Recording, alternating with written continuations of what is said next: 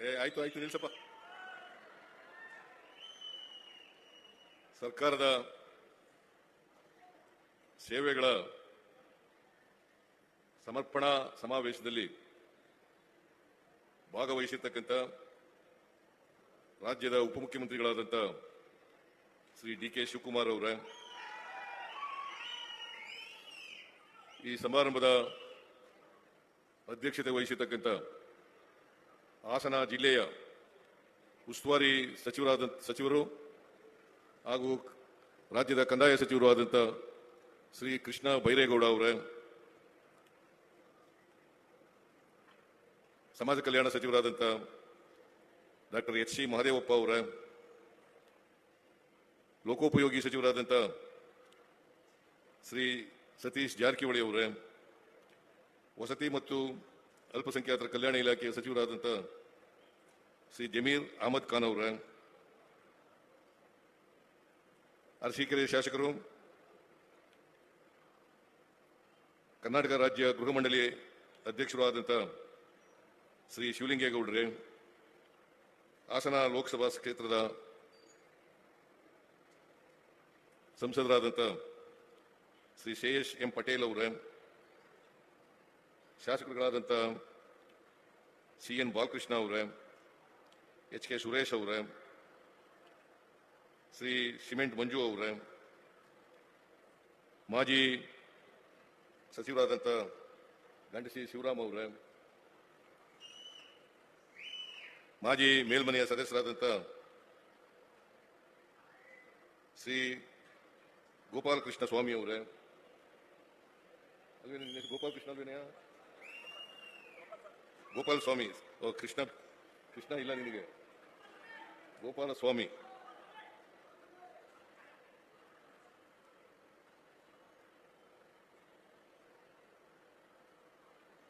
ಈ ಬೋರ್ಡು ಕಾರ್ಪೊರೇಷನ್ಗಳ ಎಲ್ಲ ಅಧ್ಯಕ್ಷರುಗಳೇ,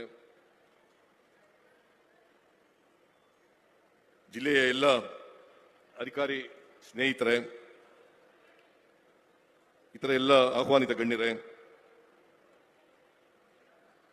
ಈ ಸಮಾರಂಭದಲ್ಲಿ ದೊಡ್ಡ ಪ್ರಮಾಣದಲ್ಲಿ ಭಾಗವಹಿಸಿರ್ತಕ್ಕಂಥ ಆತ್ಮೀಯ ಸೋದರ ಸೋದರಿಯರೇ,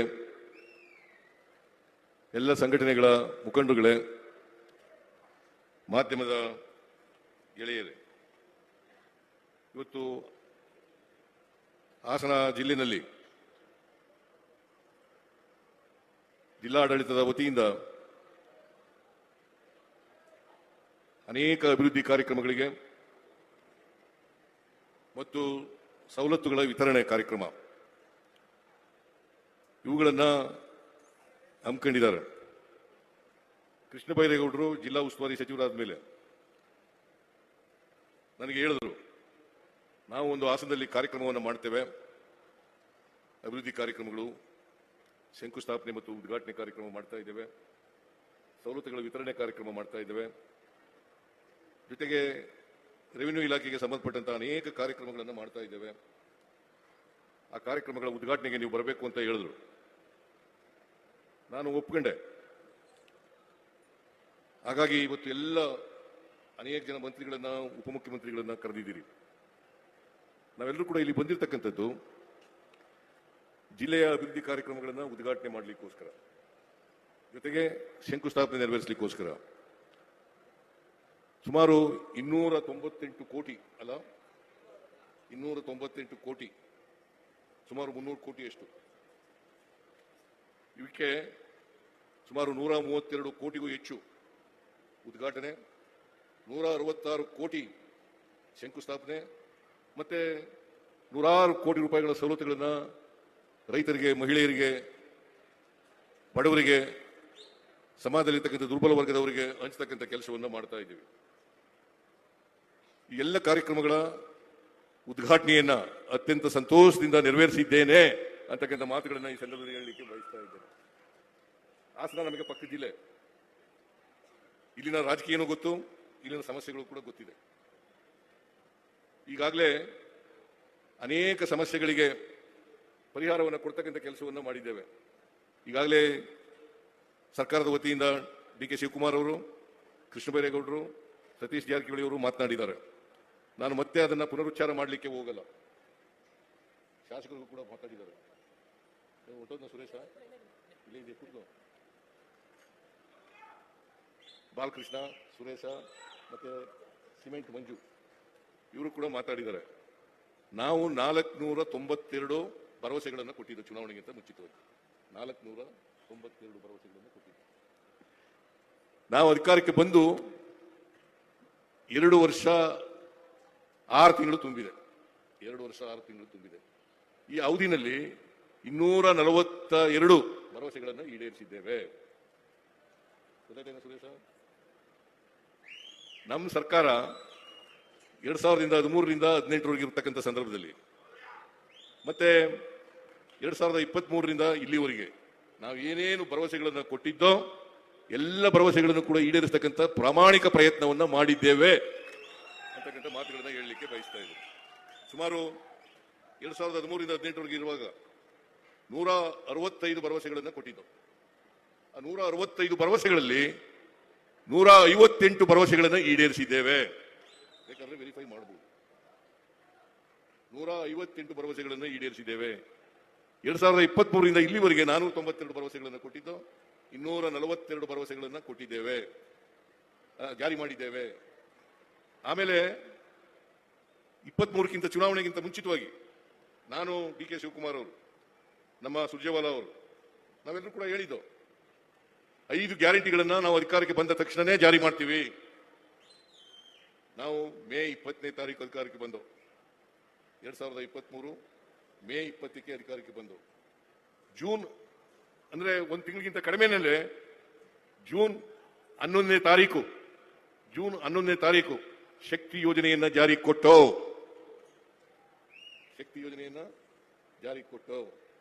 ಇಲ್ಲಿವರೆಗೆ ಸುಮಾರು 600 ಕೋಟಿಗೂ ಹೆಚ್ಚು 600 ಕೋಟಿಗೂ ಹೆಚ್ಚು ಮಹಿಳೆಯರು ಫ್ರೀಯಾಗಿ ಸರ್ಕಾರಿ ಬಸ್ಗಳಲ್ಲಿ ಪ್ರಯಾಣ ಮಾಡಿದ್ದಾರೆ. ಏನ್ರಮ್ಮ, ಇಲ್ಲಿ ಹೆಣ್ಮಕ್ಳು ಕೈ ಎತ್ತದೇ ಇಲ್ವಲ್ಲ ನೀವು? ಯಾಕೆ? ಫ್ರೀಯಾಗಿ 600 ಕೋಟಿಗೂ ಹೆಚ್ಚು ಮಹಿಳೆಯರು ಫ್ರೀಯಾಗಿ. ಈಗ ಹಾಸನ ಜಿಲ್ಲೆ ನಿಮ್ದು ಟೂರಿಸಂ ಇರ್ತಕ್ಕಂಥ ಜಿಲ್ಲೆ. ಬಹಳ ಮುಖ್ಯವಾಗಿ ಕೃಷ್ಣ ಬೈರೇಗೌಡರು ಕೆಲವು ಮನವಿಗಳನ್ನು ಮಾಡಿದ್ದಾರೆ. ಅದರಲ್ಲಿ ಬಹಳ ಪ್ರಮುಖವಾಗಿ ಹೇಮಾವತಿ ಜಲಾಶಯದ ಕೆಳಗಡೆ ಇರ್ತಕ್ಕಂಥ ಜಾಗದಲ್ಲಿ ಒಂದು ಪಾರ್ಕ್ ಅನ್ನ ಮಾಡಿ, ಉದ್ಯಾನವನ ಮಾಡಿ ಅಂತ. 700 ಎಕರೆ ಜಾಗ ಇದೆ, ಮಾಡಿ ಅಂತ ಹೇಳಿದ್ದಾರೆ. ಅದನ್ನ ನಮ್ಮ ಸರ್ಕಾರ ಅದನ್ನ ಪರಿಶೀಲನೆ, ನಾನು ಹಿಂದೆ ಮಂತ್ರಿಯಾಗಿದ್ದಾಗ ಒಮ್ಮೆ ಬಂದಿದ್ದೆ, ಅಲ್ಲಿಗೆ ಬಂದು ನೋಡ್ಕೊಂಡೆಲ್ಲ ಹೋಗಿದ್ದೀನಿ, ಜಾಗ ಎಲ್ಲ ನೋಡ್ಕೊಂಡಿದ್ದೆ. ಆಮೇಲೆ ನಾವು ಸೋತ್ಬಿಟ್ಟು ಈಗ ಮತ್ತೆ ಪ್ರಸ್ತಾಪ ಮಾಡಿದ್ದೀರಿ. ನಮ್ಮ ಕೃಷ್ಣ ಬೈರೇಗೌಡರು ಕೂಡ ಅದನ್ನು ಪ್ರಸ್ತಾಪ ಮಾಡಿದ್ದಾರೆ. ಆದ್ರಿಂದ ಅದನ್ನ ಪರಿಶೀಲನೆ ಮಾಡಿ ನಾವು ಅದನ್ನ ಕಾರ್ಯಕ್ರಮವನ್ನು ಜಾರಿ ಮಾಡತಕ್ಕಂಥ ಪ್ರಯತ್ನವನ್ನು ಮಾಡ್ತೇವೆ. ಯಾಕಂತಂದ್ರೆ ಬೇಲೂರು ಹಳೆ ಬೀಡು ಇದೆಯಲ್ಲ, ಹೊಯ್ಸಳರ ರಾಜಧಾನಿ ಬೇಲೂರು, ಶ್ರವಣಬೆಳಗೊಳದಲ್ಲೂ ಮಾಡೋಣ. ಶ್ರವಣಬೆಳಗೊಳ, ಬೇಲೂರು, ಹಳೇಬೀಡು ಇವೆಲ್ಲ ಪ್ರವಾಸೋದ್ಯಮ ಪ್ರಮುಖವಾದಂಥ ಸ್ಥಳಗಳು. ಮತ್ತೆ ಇದ್ರ ಜೊತೆಗೆ ಹೇಮಾವತಿನೂ ಮಾಡಿದ್ರೆ ಜನರಿಗೆ ಅನುಕೂಲ ಆಗ್ತದೆ ಅಂತಕ್ಕಂಥ ಮಾತುಗಳನ್ನ ಹೇಳಿದ್ದೀರಿ. ಅದನ್ನ ಮಾಡಿಕೊಡ್ಲಿಕ್ಕೆ ಪ್ರಾಮಾಣಿಕ ಪ್ರಯತ್ನವನ್ನ ಮಾಡ್ತೇವೆ ಅಂತಕ್ಕಂಥ ಮಾತುಗಳನ್ನ ಹೇಳಲಿಕ್ಕೆ ಬಯಸ್ತಾ ಇದ್ದೇನೆ. ನಾನು ಮಾತು ಕೊಡಲ್ಲ, ಕೊಟ್ಟ ಮೇಲೆ ಮಾಡೇ ಮಾಡ್ತೀವಿ.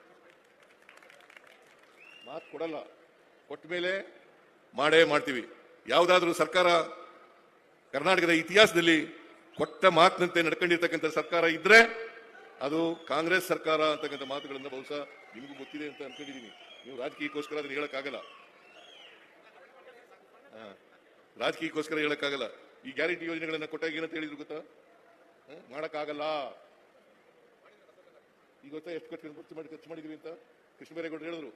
1,08,135 ಕೋಟಿ ಬರೀ ಗ್ಯಾರಂಟಿ ಯೋಜನೆಗಳಿಗೆ ಖರ್ಚು ಮಾಡಿರ್ತಕ್ಕಂಥದ್ದು. 1 ಲಕ್ಷದ ಸುರೇಶ ಜ್ಞಾಪಕ ಇಟ್ಕೋ, ನೀನೆಲ್ಲ ನೀವು ಒಂದು ಕಡೆ ಭಾಷಣ ಮಾಡು. 1,08,135 ಕೋಟಿ ಮಾಡಕ್ ಸಾಧ್ಯ ಆಯ್ತಿತ್ತ? ಮಾಡಕ್ಕಾಗಲ್ಲ ಅಂತ ಇದ್ರಲ್ಲ ಮಾಡ್ಲಿಲ್ವಾ ನಾವು? ಏನ್ರಿ ಮಾಡಿದೀವ? ಇಲ್ಲ. ನಾವು ಒಂದು ವರ್ಷದ ಒಳಗಡೆ ಎಲ್ಲ 5 ಗ್ಯಾರಂಟಿ ಯೋಜನೆಗಳನ್ನು ಕೂಡ ಜಾರಿ ಮಾಡಿಬಿಟ್ಟು, ಶಕ್ತಿ ಯೋಜನೆ ಇರ್ಬೋದು, ಗೃಹಲಕ್ಷ್ಮಿ ಯೋಜನೆ ಇರ್ಬೋದು, ಗೃಹ ಜ್ಯೋತಿ ಯೋಜನೆ ಇರ್ಬೋದು, ಅನ್ನಭಾಗ್ಯ ಯೋಜನೆ ಇರ್ಬೋದು, ಯುವ ನಿಧಿ ಕಾರ್ಯಕ್ರಮ ಇರ್ಬೋದು, ಎಲ್ಲ ಕಾರ್ಯಕ್ರಮಗಳನ್ನು ಕೂಡ ಒಂದು ವರ್ಷದಲ್ಲೇ ಮಾಡಿಬಿಟ್ಟು ಜುಲೈನಲ್ಲಿ 2 ಪ್ರೋಗ್ರಾಮ್ಗಳನ್ನು ಮಾಡೋದು. 2023 ಜುಲೈನಲ್ಲಿ ಅನ್ನಭಾಗ್ಯ ಮತ್ತು ಗೃಹ ಜ್ಯೋತಿ ಕಾರ್ಯಕ್ರಮ. ಆಮೇಲೆ ಆಗಸ್ಟ್ 1ನೇ ತಾರೀಕು ಮೈಸೂರಿನಲ್ಲಿ ಉದ್ಘಾಟನೆ ಆಯಿತು. ಅದನ್ನ ನಾವು ಗೃಹಲಕ್ಷ್ಮಿ ಯೋಜನೆಯನ್ನ ಜಾರಿ ಕೊಟ್ಟು, ಶಿವಮೊಗ್ಗದಲ್ಲಿ ಜನವರಿ ವಿವೇಕಾನಂದರ ಜನ್ಮದಿನ ಜನವರಿನಲ್ಲಿ ಅವತ್ತು ಜಾರಿ ಮಾಡಿದೋ. ಅಂದ್ರೆ ನಾವು ಅಧಿಕಾರಕ್ಕೆ ಬಂದದ್ದು ಮೇ 20, ಜನವರಿ ಒಳಗಡೆ ಎಲ್ಲ ಕಾರ್ಯಕ್ರಮಗಳನ್ನು ಕೂಡ ಜಾರಿ ಕೊಟ್ಟು ಇವತ್ತಿಗೆ ನಾವು 1,08,135 ಕೋಟಿ ರೂಪಾಯಿಗಳನ್ನು ಖರ್ಚು ಮಾಡಿದೀವಿ. ಇನ್ನೂ ಒಂದು ಮಾತು ಹೇಳಿದ್ರು, ಲೋಕಸಭಾ ಚುನಾವಣೆ ಆದ್ಮೇಲೆ ನಿಲ್ಲಿಸ್ಬಿಡ್ತಾರೆ, ದುಡ್ಡಿಲ್ಲ. ಮಾಡಿಲ್ವಾ? ಲೋಕಸಭಾ ಚುನಾವಣೆ ಯಾವಾಗಾಯ್ತು? 2020 ಮಾಡಿಲ್ವಾ? ನಿಲ್ಸಿದೀವಾ? ನಿಲ್ಸಿಲ್ಲ. ಅಂದ್ರೆ ಟೀಕೆಗಳು ಸಾಯ್ತವೆ. ನಮ್ಮ ಡಿ ಕೆ ಹೇಳ್ತಾ ಇರ್ತಾರೆ ಯಾವಾಗಲೂ, ಟೀಕೆಗಳು ಸಾಯ್ತವೆ, ಮಾಡಿದ ಕೆಲಸ ಮಾತ್ರ ಉಳ್ಕತವೆ. ಟೀಕೆಗಳು ಸಾಯ್ತವೆ, ಮಾಡಿದ ಕೆಲಸ ಮಾತ್ರ ಶಾಶ್ವತವಾಗಿ ಉಳ್ಕೊಬಿಡ್ತವೆ. ನಾವು ಮಾಡಿಲ್ಲ. ಇವತ್ತು ಯಾಕೆ ಮಾಡೋದು ಅಂತಂದ್ರೆ, ಇವತ್ತು ನೋಡಿ ಬಾಬಾ ಸಾಹೇಬ್ ಅಂಬೇಡ್ಕರ್ ಅವರ ಪರಿನಿರ್ವಾಣ ದಿನ. ಬಾಬಾ ಸಾಹೇಬ್ ಅಂಬೇಡ್ಕರ್ ಅವರ ಪರಿನಿರ್ವಾಣ ದಿನ. ಇವತ್ತು ನಾವು ಬೆಳಿಗ್ಗೆ ನಾನು, ಮಲ್ಲಿಕಾರ್ಜುನ್ ಖರ್ಗೆ ಅವರು, ಡಿ ಕೆ ಶಿವಕುಮಾರ್ ಅವರು, ಮಹದೇವಪ್ಪನವರು, ಜಮೀರ್ ಅಹಮದ್ ಖಾನ್ ಅವರು, ನಾವೆಲ್ಲರೂ ಕೂಡ ಹೋಗಿ ಬಾಬಾ ಸಾಹೇಬ್ ಅಂಬೇಡ್ಕರ್ ಅವರ ಮೂರ್ತಿಗೆ ಪುಷ್ಪಾರ್ಚನೆಯನ್ನ ಮಾಡಿದ್ದೇವೆ. ಅವರನ್ನ ಸ್ಮರಿಸ್ಕೊಳ್ತಕ್ಕಂಥ ಕೆಲಸವನ್ನ ಮಾಡಿದ್ದೇವೆ. ಯಾಕೆ ಹೇಳ್ತಾ ಇದ್ದೀನಿ ಈ ಮಾತುಗಳನ್ನ ಅಂತಂದ್ರೆ, ಬಾಬಾ ಸಾಹೇಬ್ ಅಂಬೇಡ್ಕರ್ ಅವರು ಈ ದೇಶಕ್ಕೆ ಸಂವಿಧಾನವನ್ನ ಕೊಟ್ಟರು. ಬಾಬಾ ಸಾಹೇಬ್ ಅಂಬೇಡ್ಕರ್ ಅವರು ಈ ದೇಶಕ್ಕೆ ಸಂವಿಧಾನವನ್ನ ಕೊಟ್ಟರು.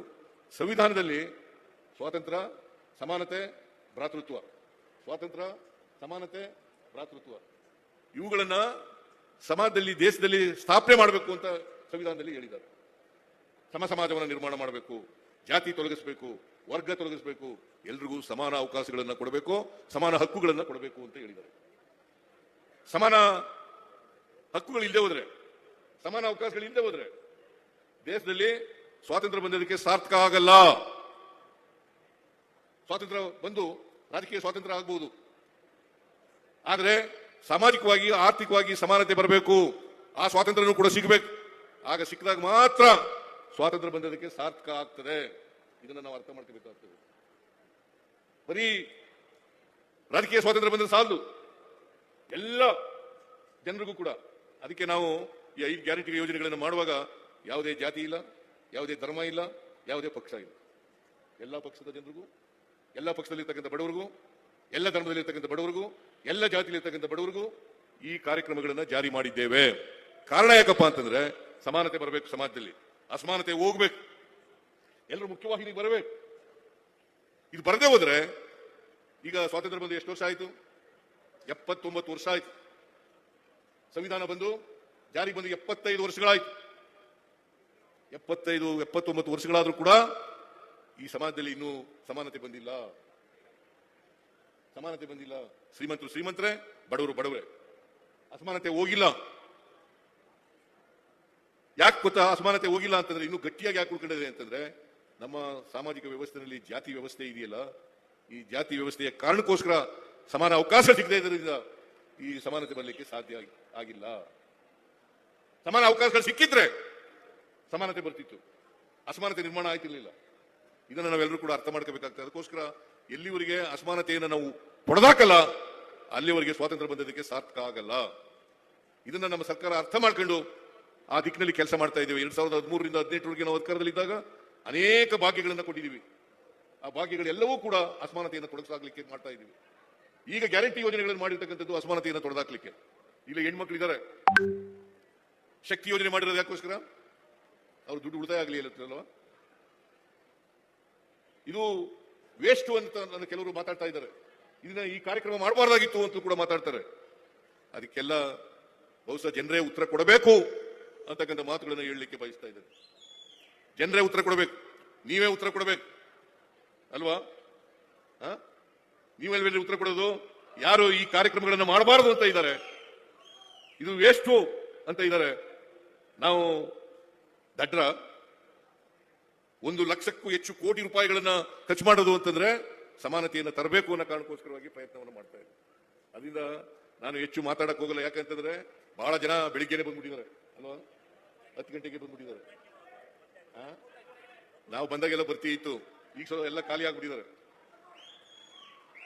ನೀವ್ ಇದೆಯಪ್ಪ, ಆ ಕಡೆ ನೋಡಿದ್ಯಾ, ಹಿಂದ್ಗಡೆ ನೋಡಿದ್ಯಾ, ತಿರುಗಿ ನೋಡಿದ್ಯಾ?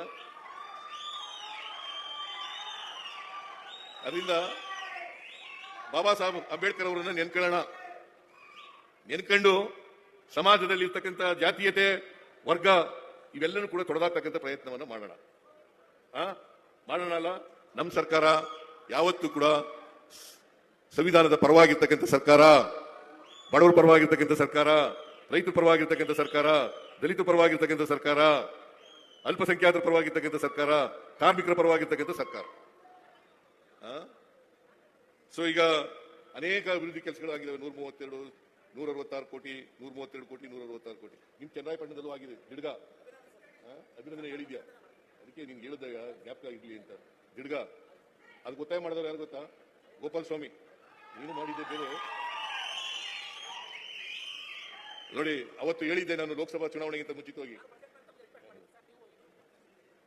ಇಂಪ್ಲಿಮೆಂಟ್ ಮಾಡ್ತೀವಿ ಅಂತ ಹೇಳಿದ್ದು. ಮಾಡಿದ್ದು ಈಗ ಅಭಿನಂದನೆ ಹೇಳಿದ್ದಾನೆ ಬಾಲಕೃಷ್ಣ, ಅವನಿಗೆ ಧನ್ಯವಾದಗಳು. ಗೋಪಾಲ ಸ್ವಾಮಿನೂ ಕೂಡ ಅಭಿನಂದನೆಗಳು ಹೇಳಿದ್ದಾನೆ. ಅವನಿಗೂ ಅಭಿನಂದನೆಗಳನ್ನ ಹೇಳಲಿಕ್ಕೆ ಬಯಸ್ತಾ ಇದ್ದೇನೆ. ನಿಮ್ ಕೆಲಸ ಆಗಿದೆಯಪ್ಪ.